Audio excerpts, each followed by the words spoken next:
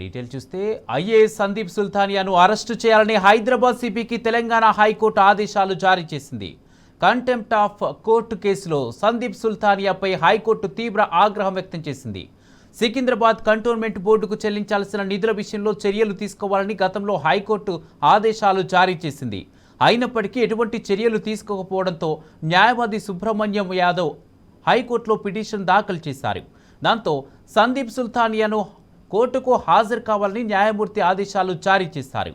కానీ సందీప్ సుల్తానియా మాత్రం కోర్టుకు హాజరు కాకపోవడమే కాకుండా కౌంటర్ కూడా దాఖలు చేయకపోవడంతో హైకోర్టు మండిపడింది. ఐఏఎస్ సందీప్ సుల్తానియాపై ఫారం 1 నోటీస్ జారీ చేసింది హైకోర్టు.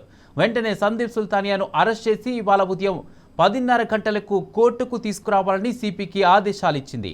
ఒకవేళ సందీప్ సుల్తానియా కోర్టుకు వస్తారని అండర్టేకింగ్ ఇస్తే 5,000 రూపాయల పర్సనల్ బాండ్పై అతనిని రిలీజ్ చేయాలని ఉత్తర్వులు ఇచ్చింది హైకోర్టు.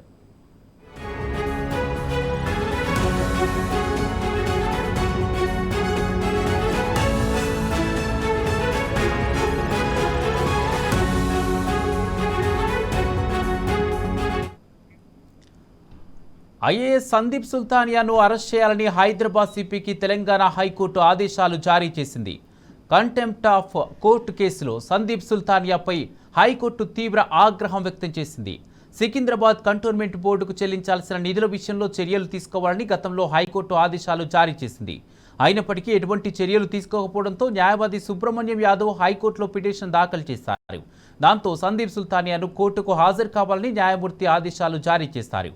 కానీ సందీప్ సుల్తానియా మాత్రం కోర్టుకు హాజరు కాకపోవడమే కాకుండా కౌంటర్ కూడా దాఖలు చేయకపోవడంతో హైకోర్టు మండిపడింది. ఐఏఎస్ సందీప్ సుల్తానియాపై ఫారం 1 నోటీస్ జారీ చేసింది హైకోర్టు. వెంటనే సందీప్ సుల్తానియాను అరెస్ట్ చేసి ఇవాళ ఉదయం 10:30 గంటలకు కోర్టుకు తీసుకురావాలని సిపికి ఆదేశాలు ఇచ్చింది.